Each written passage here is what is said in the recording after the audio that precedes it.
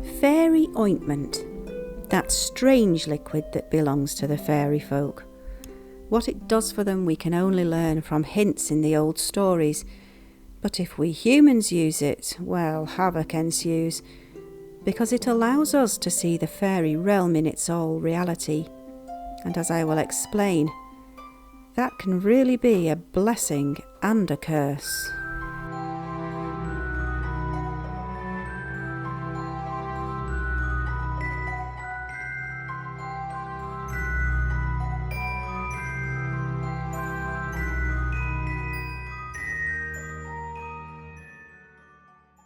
This time we're going to be taking a look at something quite different. Fairy potions and lotions, and they turn up in a lot of fairy folklore. Sometimes red, sometimes green, sometimes crystal clear, and they are a peculiar thing. They, in some of the folklore, can bring back people to life, or are they just lost with the fairies? In others, a commonality is the fairy midwife tales, and in these we always seem to have a lotion or a potion that is dabbed or rubbed into the baby's or the little child's eyes that will make them become more fairy, which is interesting. Does this open up their fairy nature, or does it bestow their fairy nature on them? It's very peculiar. Anyway, we have the wonderful tale of Cherry of Zennor, and also some other fairy midwife tales and their strange and peculiar thing that happens to them. If they use the fairy ointment themselves, even unwittingly, it's not a pretty picture. However, we can only ever learn of hints as to what the fairies use their ointment for, but it has been well recorded over time that for a human to accidentally or on purpose touch fairy ointment to their eyes, then all the true hidden realm of the fairies will be visible. The glamour of normality will slip away, and with our human sight a whole new world and its creatures will be open to us. But there is real danger that comes with this, because should even one of the good folk notice your amazement at seeing these new visions, the fury of the fairy folk will fall upon you. Those who have been caught out will find themselves disfigured where the ointment touched, or blind in that eye. A cruel punishment from the fairies. There are many unusual tales that tell of the perils of using fairy ointment, from those of the human midwife who is beckoned by the fairies to help them with one of their kind who is struggling with a difficult birth, to the fairy glamour used upon young maidens and men to beguile them and seduce them. First we will look at what could the fairies possibly use these ointments for, and then learn how it was used in human and fairy interactions in some of the older tales. Why do fairies use this weird ointment? In the stories of human midwives, it is the job of this good woman to help with the birth, to help the mother and prepare the baby for nursing. It would seem from the tales of human child and baby abductions that the babies are a rare thing, so great care must be taken of them and the mothers. One of the tasks is to anoint the little fairy child with the ointment. In these tales, a common mistake happens. While using the liquid on the baby, the ointment splashes into the midwife's eye, or maybe she rubs her eye by accident, and at this the magic disappears and all the truth of the fairies is revealed. The beautiful place of the birthing is actually a strange hovel. The creatures she has been helping, well, they are not human at all, but frightening, sinister and otherworldly. They are fairy folk. And of course her shock reveals that she has seen through the glamour. This woman is usually cruelly punished, her sight taken from the eye where the ointment touched. However, in other cases of midwife accidents, it is while she is bathing the fairy baby that the water now has the magical powers, maybe given by the ointment, and it is this water splashing in her eyes that reveals all to the human woman. Whichever way, it is the liquid that holds the magic and must be treated carefully. But why does the fairy baby need the anointing in the first place? And why the ointment that causes the problem? The ointment is obviously a powerful liquid that gives the user magical ability. For one, the power to see through glamour, and if so, then it seems the fairy babies are possibly born with a latent magical power and need to be rubbed with this liquid to maybe unleash their future abilities to shapeshift, fly, manipulate human reality. And there are also hints in the old tales that this dousing of the fairy baby is how their great long lifespan is given to them. As rare creatures, these fairy babies are prized among all things, and this is attested to in the tale of the fairy dwelling on Selena Moor, a place found in Cornwall. In this tale, a Mr. Noy of St. Buryan is travelling through this area and over the moor to help various family members with their farms. He comes across a group of enchanting revellers, and with them is a servant girl who looks strangely familiar. One who was supposed to have died on the moor by all her family and friends. His former love, Grace. Catching sight of each other, they fall in love with each other once again, and she tells him some of her life with the fairy folk. He asks if there are children there, any human changelings with these folk. She replies no, but she was taken by them to care for their fairy babies, and they love children above all else, especially those that are full fairies. But these are not strong little beings, and so it seems the ointment brings much needed strength and life force to these babies. This life-giving gift is also mentioned in the ancient tale of Childe Rowland. In this lovely old ballad, the sister of Rowland is taken away by the king of Elfland. Rowland is the youngest male child and watches as his older brothers leave to try on a quest to find their sister Byrd and bring her home. And yet they never return. Eventually Rowland decides he will set forth and find out where they are, what has happened to them, and Byrd. After many adventures, he eventually finds the castle of the king of the fairies, and his sister is there, but she tells him sadly that their brothers were killed in their attempt to bring her home. The fairy king finds them both, and he challenges Rowland to a fight. Rowland fights not just for his own life, but also for that of his sister. It is a hard and bloody battle, but finally the king is brought to his knees and he begs for mercy. Rowland agrees on the condition that the king repairs all and lets everyone go free. At this the king rises, and from a chest he takes a vial containing blood-red liquor, Fairy Ointment. He touches this to the ears, eyes, fingertips and nostrils of the two fallen brothers. They both return to life, saying their souls had been taken away but had now returned. At last the king removes his binding spell from Byrd and all of the family can return home safely. Shakespeare, as we have said many times, was a man who knew a thing or two about fairies, witches and folklore, which is evident from his plays. But then he was brought up in a more rural area at a time when these supernatural beings were a very real part of everyday life and danger. Of course he knew about potions, haunting woodlands, fairy creatures and witches, enchantments and the dangers of those things beyond human control. In A Midsummer Night's Dream, Oberon has his feud with Titania over the little boy they both want for their own.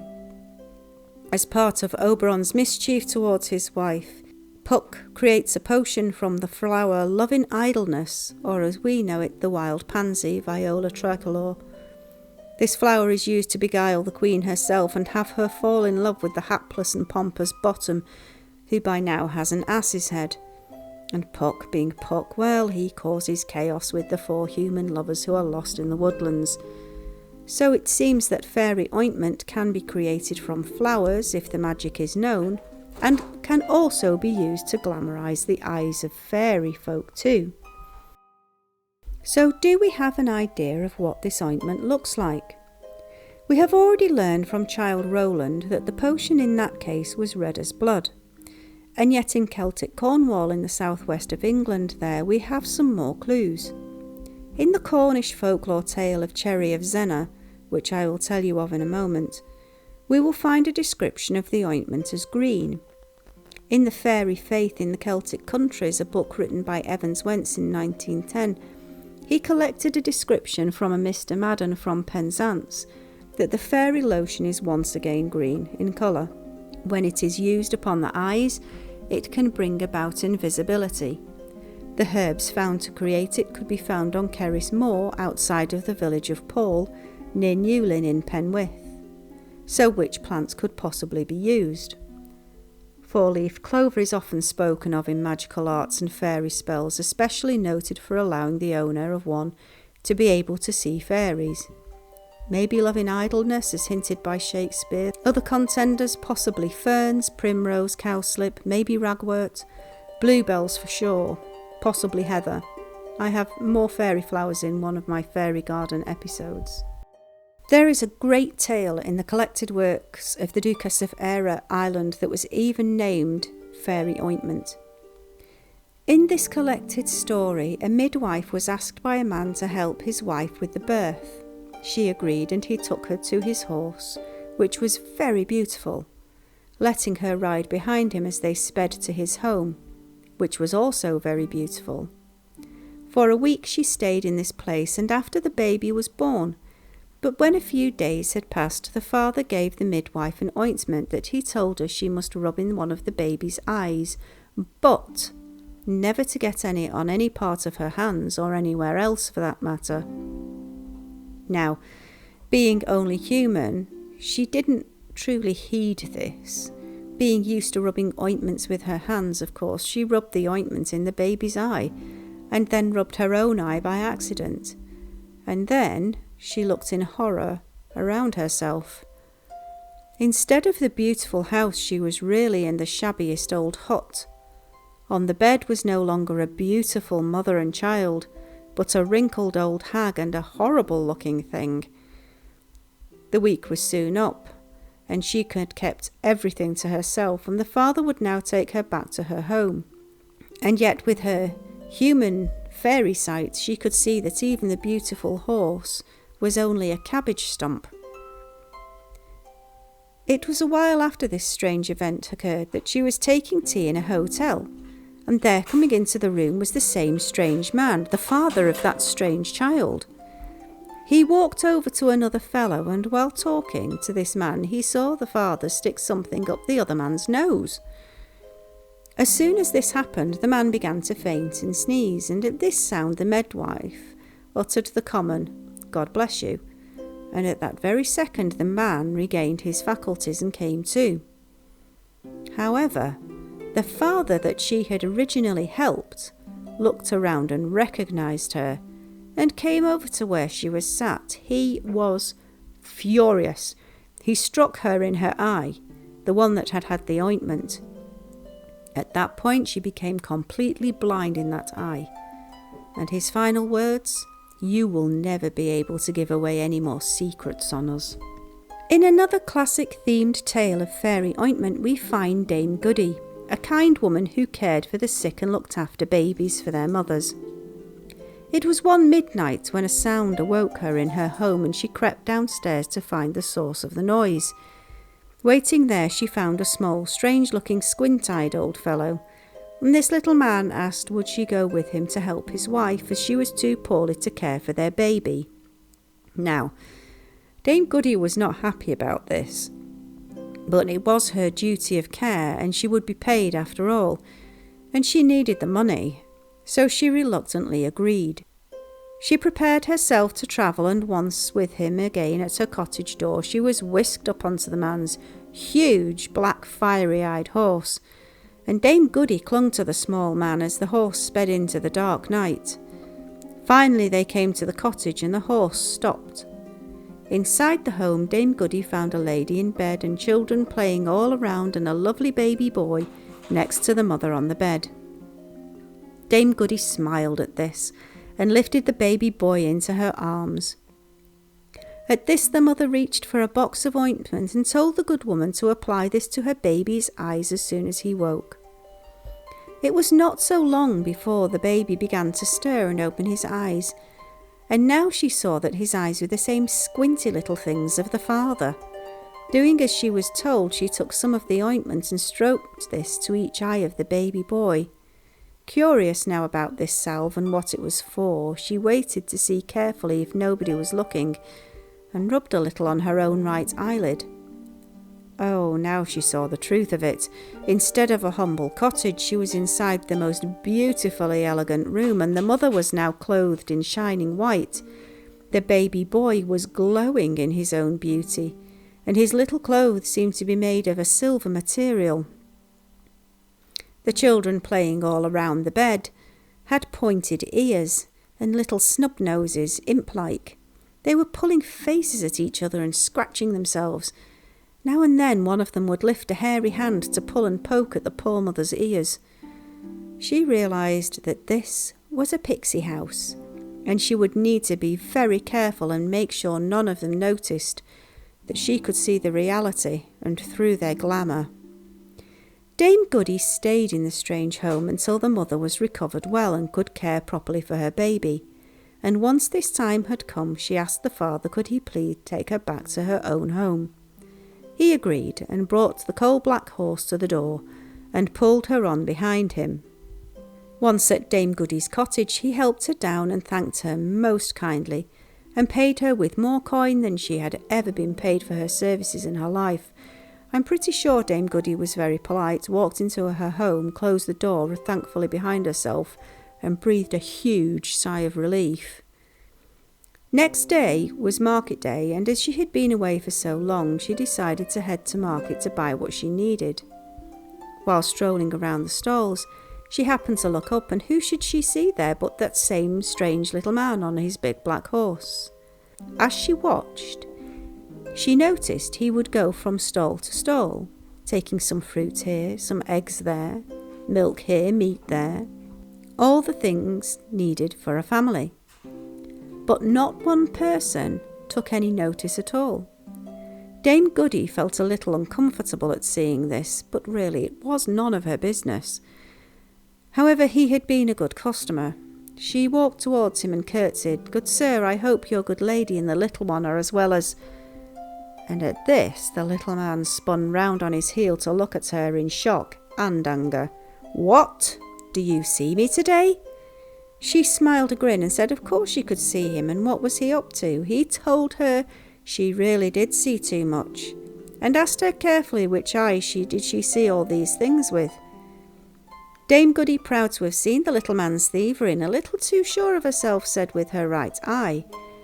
And at this the little fellow stamped his foot. "The ointment! The ointment!" he cried. And now he told Dame Goody that she had meddled too much in things that were no business of hers, and from now on she would see nothing more. At this he hit her on her right eye, and he disappeared instantly from vision. And what was worse, from that moment she had no vision at all in that eye until the day that she passed away. There is a final tale I would like to tell you called Cherry of Zennor, written down by Robert Hunt in his popular romances of the west of England. It is a longer tale, but one I think fits beautifully here and has a lot of fairy themes that we have looked at in previous episodes. To explain a little about beautiful Cornwall first though. This is a part of Great Britain that still has a long and very strong Celtic atmosphere and culture and heritage. The Cornish are extremely independent thinking and proud of their country. A place of the most stunning wild coastlines, often covered with wild flowers, the softest golden sand, and turquoise to dark grey foaming sea. The interior of this fine slip of land that pokes out into the Atlantic Ocean is green and lush, here and there patches of moorland that is wild and topped with granite boulders, much as Dartmoor is. And this is also a land full of folklore, witchery tales and haunted landscapes. And so a perfect setting for the tale of Cherry, who lived at Zennor. Her story comes from a long time ago and yet is still spoken of today. On a cliffside at Trareen in Zennor, a place full of standing stones, fairy and mermaid folklore, was a little hut of a home, and this was the humble house of Old Honey and his wife. The old husband and wife had 6 children, and life was as hard as you can imagine. The land they farmed was poor. Even a goat would find it hard to thrive there. Around and about the place were heaps of empty limpet and winkle shells, so it seems that this was a common meagre diet for this poor family. However, often they managed to catch the odd fish and add a few potatoes. Sometimes, for a little treat if things had been a little better, Sunday would bring some pork or broth, and at Christmas they would always manage to get a little white bread to share for the festivity. Despite this very poor way of life, the family were known all around for being healthy and happy and very fine looking. And one of the children was a bonny young girl called Cherry, wild-eyed but a good girl. It was a hard thing for a young girl to start to come into womanhood in these conditions. So poor. Over time, Cherry became unhappy. Too many promises of a new dress next year or little things. None of them ever came to be. They were just so poor. They had nothing. And she would look at her friends who had all these lovely things a girl craves for at that age. One particular friend appeared one day wearing a very fine dress and told Cherry she had gone to the village of Nancledra. She had so many sweethearts there, and they would follow her everywhere and give her lots of gifts. Cherry was jealous and frustrated and told her mother she had to leave. She would go and find her way and make something of herself. Of course, Cherry's mother was totally distraught. She had hoped she would not go so far as she could still see her daughter. She had even thought of a place nearby, but Cherry was adamant this place, Tuadnac, was really no better than staying at home. No, she would go further afield and she would find her own way forwards in life. It was a sunny morning when Cherry gathered her few meagre things together in a bundle and decided to set off. To her father she promised she would find work as a servant as near to home as possible, so that they could at least see her often. He warned her of the dangers of being a woman on her own, and very sadly he allowed her to leave. Cherry set off with a happy, hopeful heart, striding along the lanes and pathways. But as she looked back and could now no longer see the familiar chimney pots and fields, her bravery wobbled. She was so close to heading back home as fast as her feet could take her, but she just couldn't, she had to go on. At last she came to a place called Lady Downs, where 4 roads met, a crossroads, and she sat down among the ferns, crushing them in frustration with her fingers. Now she thought of her home and her family and the stupid things she had done leaving them. She cried long and hard into her hands. It was foolish, she was an idiot to leave those who cared for her so much just because of a pretty dress and ribbons. She'd go home, she didn't care. And yet when she lifted her head, there was a man walking towards her, a very fine-looking gentleman. He stopped as he reached Cherry and asked the way to Tuadnac, and where on earth was she going on her own? She explained she had set off to find her fortune, but she had lost all her confidence and decided that was it, she was going home. The man smiled. What a piece of luck! He was actually on his way to look for a good clean girl to help care for his home, and here he had found Cherry at the crossroads. He told Cherry his wife had recently passed away, and they had a little boy who needed help. He could see Cherry was poor, but a good girl. All her clothes were mended well. There was not a spot of dirt upon her except her poor dusty feet. Cherry could only nod and agree at all the man told her, even though so much was beyond her comprehension. She was very polite as he told her he lived only a short way off.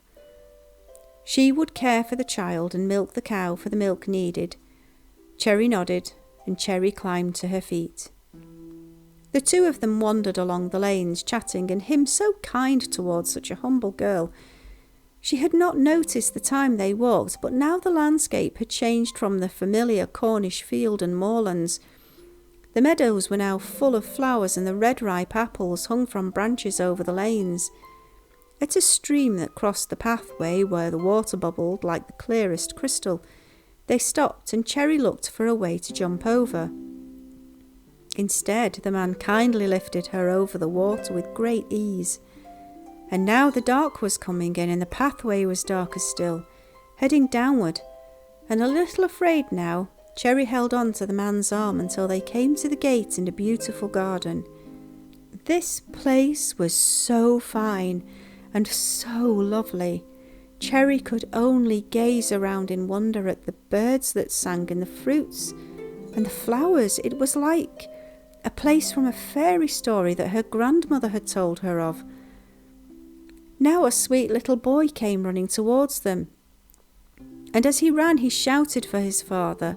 The boy looked to be around 2 or 3 years old, and yet seemed careworn and wise, and much older than his years, maybe even a little crafty looking around the eyes, but a sweet boy. Before our heroine could speak to the boy, an older lady appeared, now aged and ugly looking. And this woman grabbed the boy's arm and pulled him back inside the house, muttering to herself. And yet, as she entered the doorway herself, she shot a look back at Cherry, a look of pure malice and spite, and this look shocked Cherry to the core. Her new employer explained that this old woman was his late wife's grandmother, and she would stay until Cherry had learned all her chores, and then the old woman would go. Cherry entered the beautiful house and realised something so strange. The sun shone through all the home, yet there was no sun outside. It was dark. Never mind, she decided, this could not be a danger, as piskies and fairies were so small in size, and these people were the same size as she was. The old woman, Cherry found out, was named Aunt Prudence, and inside the house she laid the table with all sorts of lovely food, and Cherry ate as she never had in her entire life. After this, Aunt Prudence showed her where she was to sleep, right at the very top of the house with the little child. Aunt Prudence warned Cherry never open her eyes during the night, even if she was wide awake, because she may see things she would regret, and neither must she speak one single word to the child. Every morning she must rise at the break of day, take the little boy to the spring that rose in the garden, wash him well, and rub his eyes with an emerald green ointment she would find in a crystal casket that was kept by the spring in a cleft in the rocks there. However, never touch her own eyes with that ointment from the box. After this, Cherry must call for the cow and milk her. The last bowl of milk she must keep to one side for the boy's breakfast. Overnight, Cherry grew curious about these strange rules, and in the morning tentatively now and then began to ask the boy questions. But every time she began, the boy would say, "I'll tell Aunt Prudence." As per her instructions, every morning Cherry rose, woke the boy, took him to the spring, washed him and anointed his eyes with the strange green ointment. The cow was never anywhere to be seen, but the boy would tell her, "Call the cow." "Prit, prit, prit," she would call as she would have done at home, and a beautiful, pretty-eyed cow would appear from the trees. As soon as Cherry placed her fingers to its udders, 4 streams of the whitest milk would flow and fill the bucket. And lastly she would take the boy's bowl and fill this, and he would drink every drop of the warm white milk, and the cow would then wander away. Now Cherry would return to the house and see what else needed to be done. Inside, Aunt Prudence would give Cherry a good breakfast and give her her chores for the day. Clean the kitchen, wash the plates and the cutlery with water and coarse sand, scald the milk, churn the butter.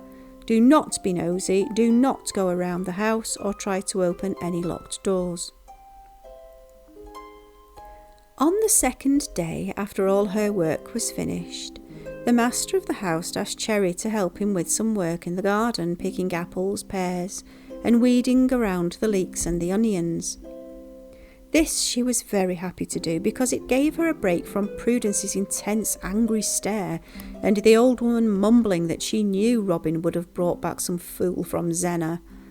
Cherry and her master, though, worked well and happily, and every time Cherry had finished a patch of weeding, he would give the wide-eyed, smitten girl a brief kiss. A few days along, Aunt Prudence started to show more of the house to Cherry. They walked along a dark corridor and Cherry was told to take off her shoes.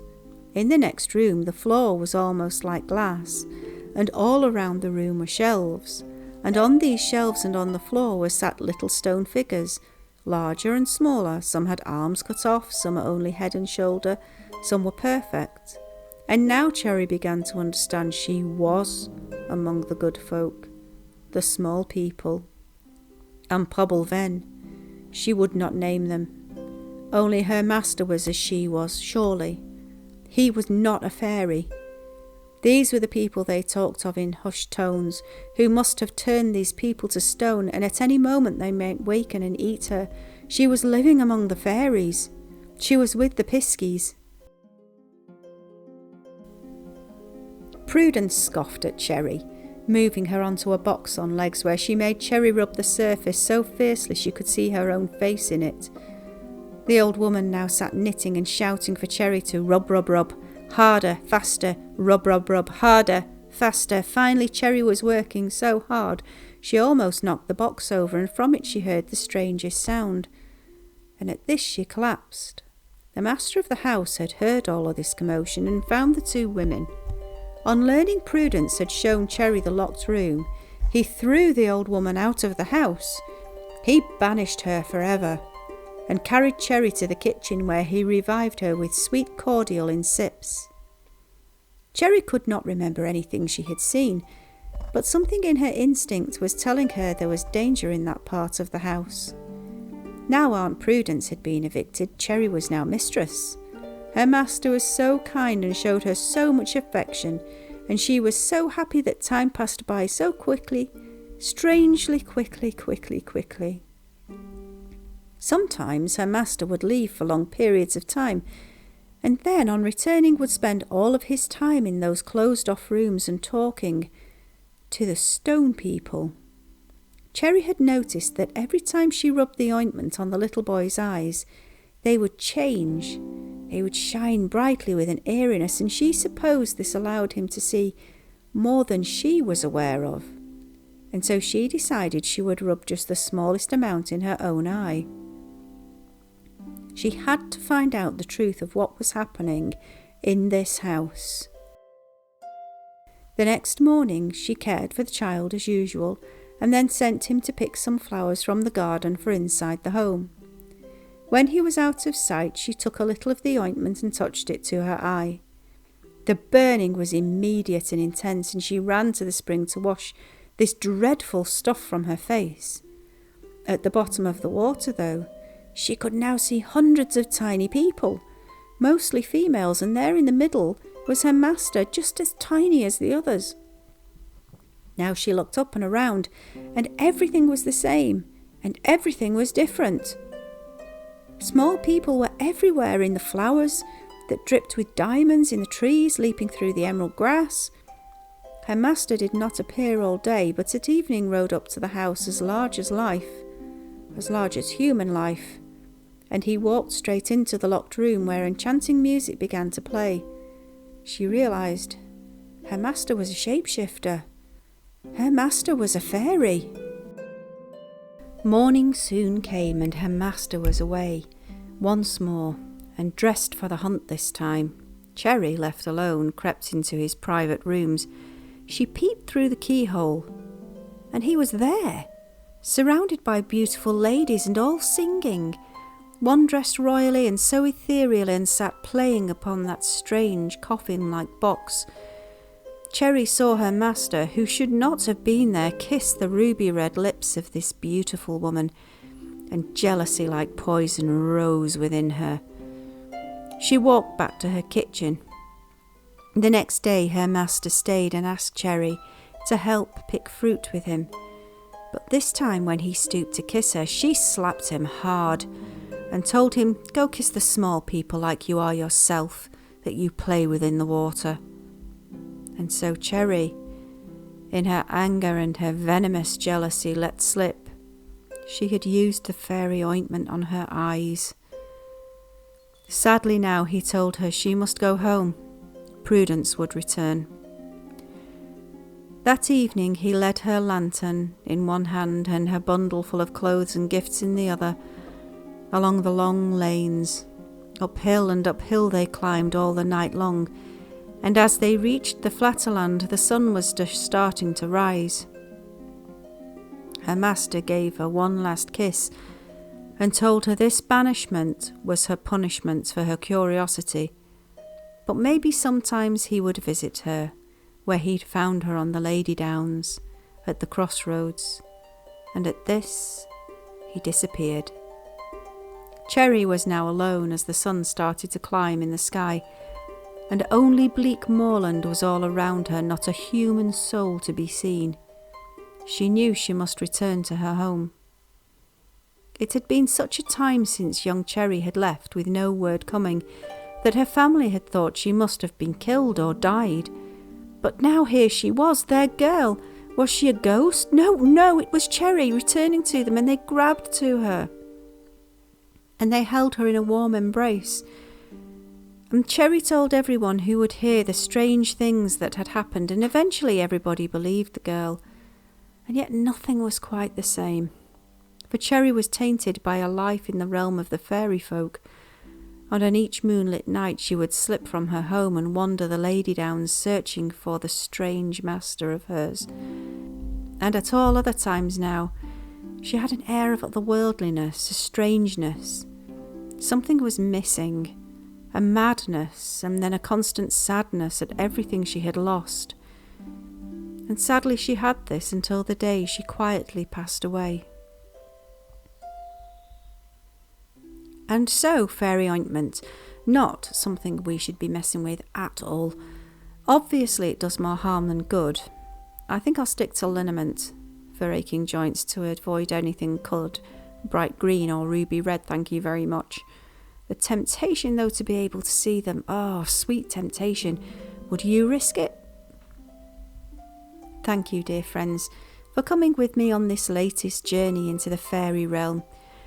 Truly, your continued support and kindness is always so appreciated by both myself and Mark. So until next time, dear friends, take best care and brightest of blessings, and remember, don't play with the fairy folk or mess with their ointments and salves and things, or you may end up in one of my folk tales yourself.